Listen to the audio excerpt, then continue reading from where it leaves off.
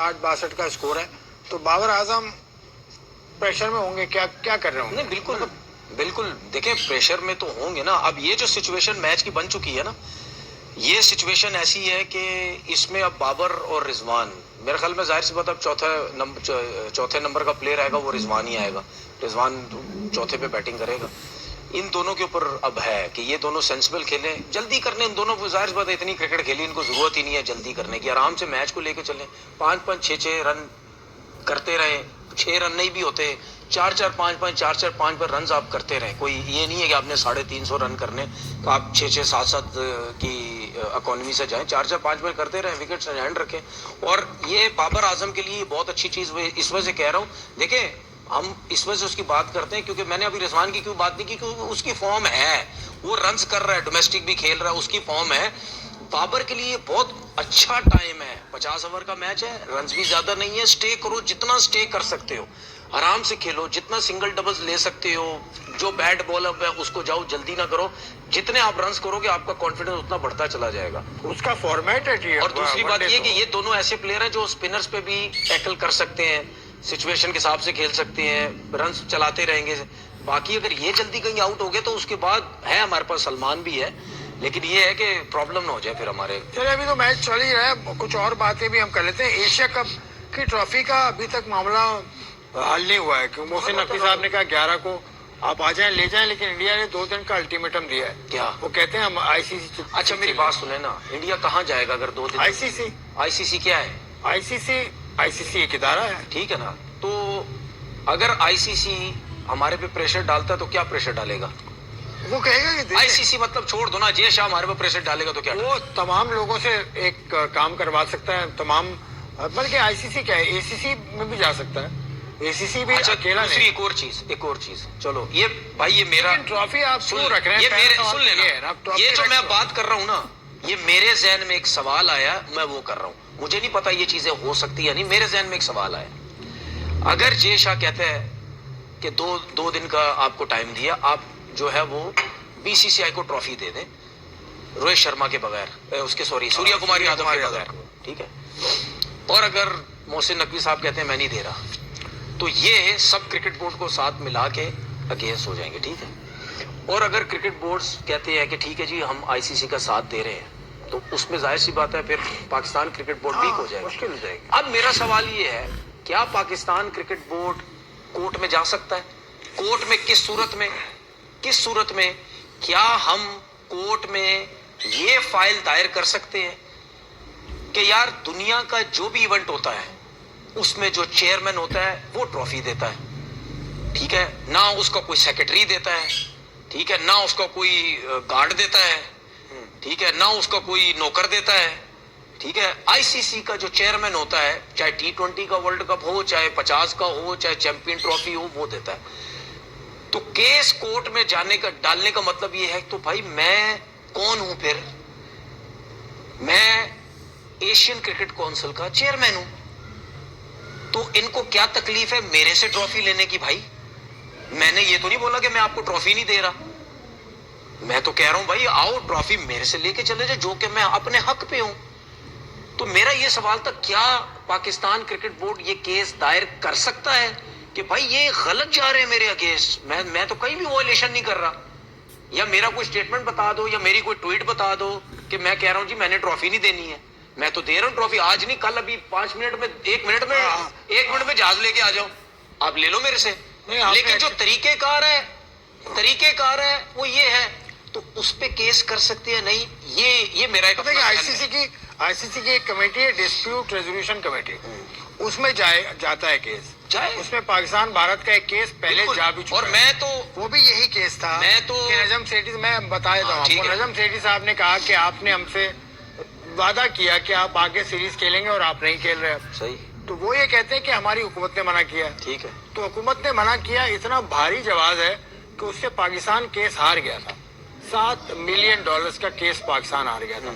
तो वो यही कह देंगे कि हमारी हुकूमत ने मना किया था, हाथ ना मिलाओ और ट्रॉफी से ना लो, केस नहीं। हाँ यही होगा। नहीं, मैं आपको बता रहा हूँ यही होगा। नहीं, अगर आईसीसी की डिस्प्यूट रेजोल्यूशन अच्छा ठीक है, ठीक है, चले मैं एक और चीज, मैं तो आपको मैं हमेशा एक चीज, ये मेरी जिंदगी का असूल है, ये मैं जो जितनी भी बातें करता हूँ ना, ये जो मैं सोचता हूँ, ये मेरी जिंदगी का असूल है, मैं वो करता हूँ।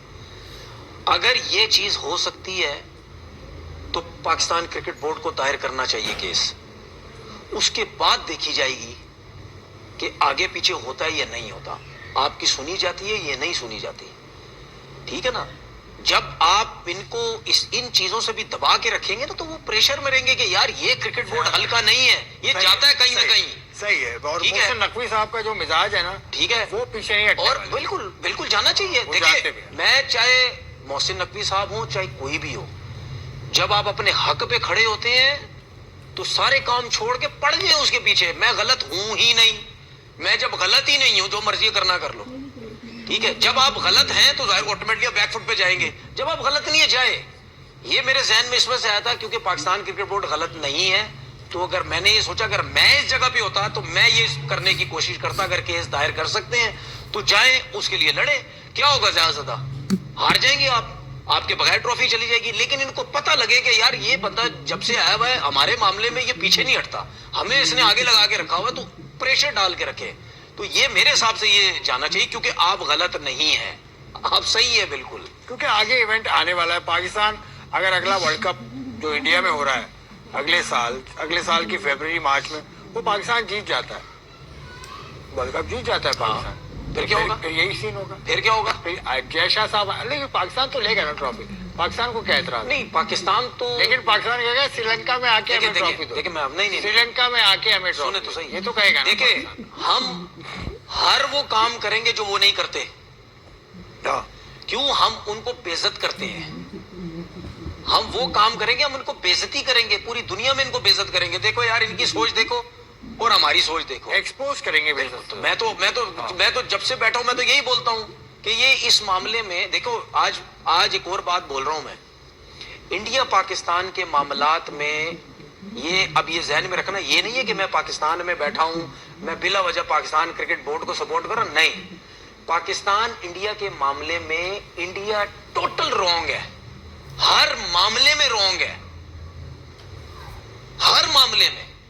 मसलन मिसाल सलाम करने में हाइब्रिड कर लो, हम नहीं आएंगे, ठीक है, बायलेटर सीरीज नहीं खेलेंगे, आईसीसी इवेंट में प्रॉब्लम, उसकी शक्ल नहीं देखेंगे, उससे मिलेंगे नहीं, टोटल रॉन्ग है, हर चीज में रॉन्ग है। क्योंकि आप पाकिस्तान इंडिया के मामलात में आप सियासत लेके आए हुए हैं। हाँ, मैं इसकी मिसाल दूंगा, ये बात तो नहीं लेके आए हुए, हम तो हर चीज में आगे बढ़ने की कोशिश कर रहे हैं कि भाई किसी तरीके से चीजें बेहतर हो।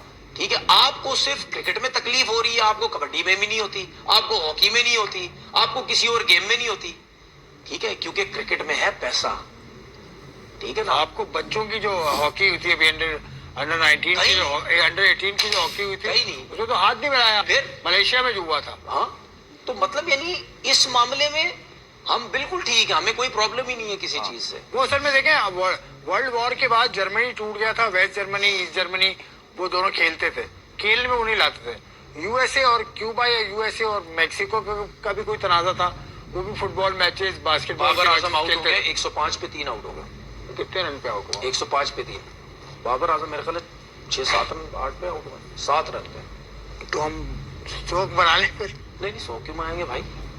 शोक मनाओ। नहीं, क्यों शोक मनाए यार, बड़ा अफसोस हुआ, ये क्यों शोक बहुत गलत ये यहाँ पर गलत झटका लगा है पाकिस्तान को। बाबर आजम एक तो जिस तरह की फॉर्म में वो लग रहे थे पिछले मैच में, जिस तरह से उन्होंने खेला पिछले T20 मैच, बल्कि 2 T20 मैचेस में जिस तरह से बाबर ने खेला, आज लग रहा था क्या डिसमिसल, क्या डिसमिसल? देखिए, बिल्कुल अभी कुछ पता नहीं है, बस हम तो यही देख रहे हैं कि आउट होके तो बाहर जा रहा। मुझे नहीं पता बोल्ड हुआ है या कोर्ट में एंड हुआ है, लेकिन अब मुझे एलबीडब्ल्यू हुआ, एलबीडब्ल्यू हुआ। अब मुझे पे के फास्ट बॉलर पे ये मैं, क्योंकि हम तो लाइव मैच देख नहीं रहे, हम तो लाइव मैच नहीं देख रहे। मुझे एक चीज बताएं, जब अब मुझे नहीं पता पाकिस्तान की टीम आगे मैच जीती या नहीं, लेकिन जब शाहीन ने टॉस जीत के पहले बॉलिंग की तो मैंने उसी वक्त एक ट्वीट की थी, मैंने बोला कि ये शाहीन ने टॉस जीत के बॉलिंग सही की है या इसको बैटिंग करनी चाहिए थी। अगर आप ये सोचते हैं कि ये विकेट आगे जाके लो रहेगा या ब्रेक होगा,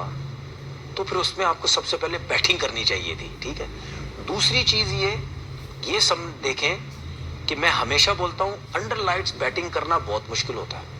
अच्छा, उसके बाद फैसलाबाद का मौसम देखे, मैच तो 3 बजे स्टार्ट हुआ, लेकिन अब ठंडा आपको हो सूरज सूरज कहीं भी नजर नहीं आया, क्लाउडी वेदर रहा हर जगह पे, और आपको हल्की हल्की सी धुंध भी नजर आ रही थी जब 3 बजे मैच भी स्टार्ट हुआ।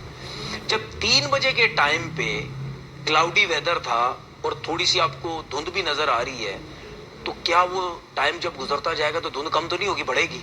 तो उसके बाद आपने बैटिंग करनी है अंडर लाइट्स, और उसके बाद थोड़ी सी अगर धुंध भी बढ़ती चली गई, और आपको पता है हम फैसलाबाद में बहुत क्रिकेट खेले हैं, ठीक है, मैच अगर 5:30 बजे खत्म होना होता है ना, तो धुंध की वजह से मैच 3-3:30 बजे खत्म हो जाता था, डे ऑफ हो जाता था।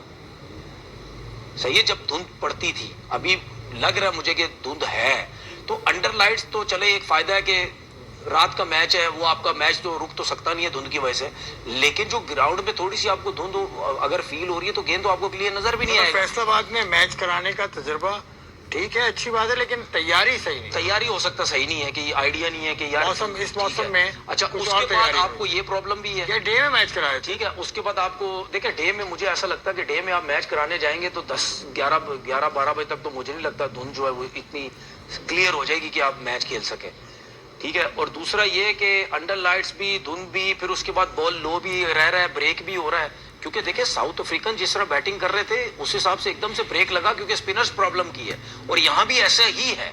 तीनों विकेट्स आई थिंक स्पिनर्स ने ही ली है, पाकिस्तान की भी, तो इसका मतलब पाकिस्तान को प्रॉब्लम है। तो एक चीज देखें यार, एक चीज ठीक है, शाहीन जाहिर बता है इतने अरसे से कप्तान नहीं बना, वो इतनी इंटरनेशनल क्रिकेट इतनी कप्तानी नहीं हुई, लेकिन जो कोच है उनको बड़ा एक्सपीरियंस है।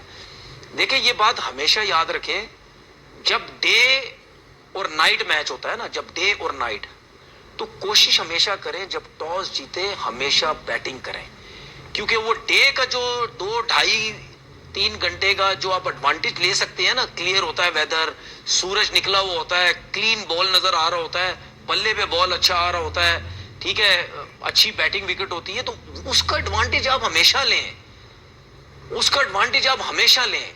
मुझे ऐसा लगता है कि शाहीन ने ये जो टॉस जीत के जो की है वो मेरे हिसाब से सही नहीं थी। बाकी अब देखना ये है कि कितना एडवांटेज इसका हमारे बैट्समैन उठाते हैं। 112 रन, 3 खिलाड़ी आउट, 21 ओवर का खेल हुआ है, और रन रेट पाकिस्तान का ठीक है, 5.33 है, रन रेट तो इतना ही चाहिए तकरीबन, लेकिन अब सलमान अली बॉल जिस तरीके से ब्रेक हो रहा है ना, यहाँ पे 1 विकेट और गिरी ना, नहीं गिरेगी यार, प्रॉब्लम हो अरे सकता है। उम्मीद रखो, उम्मीद अच्छी तो रखो, रखते हैं ना, फिर बाबर थोड़ी है पाकिस्तान की पूरी टीम है वो, फिर आप देखो बाबर का बात करके ना फिर बोल देते कुछ, फिर मैं कुछ बोलता हूँ, फिर ये कहते हैं बाबर बाबर।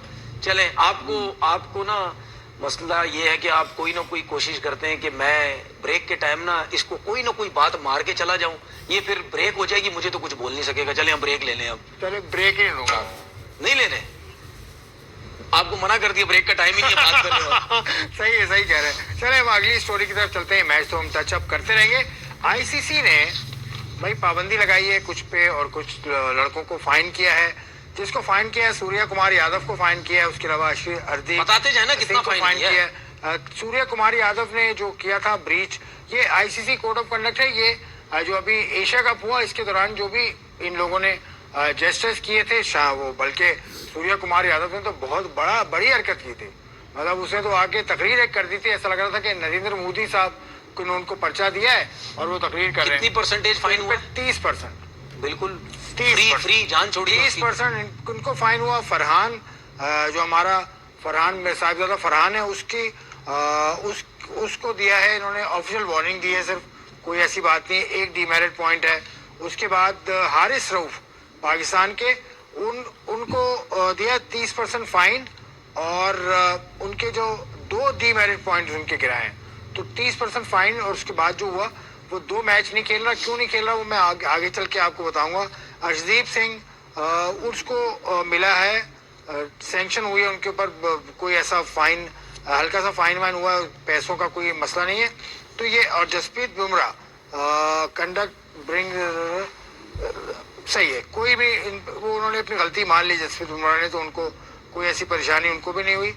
और Haris Rauf of Pakistan was again found guilty of breach 2.21, he was find 30% match fees का। हारिस रऊफ के पैसा भी कटा है, और हारिस रऊफ पे 2 वनडे मैच का बैन इसलिए लगा कि 24 महीने के अंदर दूसरी मर्तबा उनको डीमेरिट पॉइंट मिले तो उनके डीमेरिट पॉइंट के 22।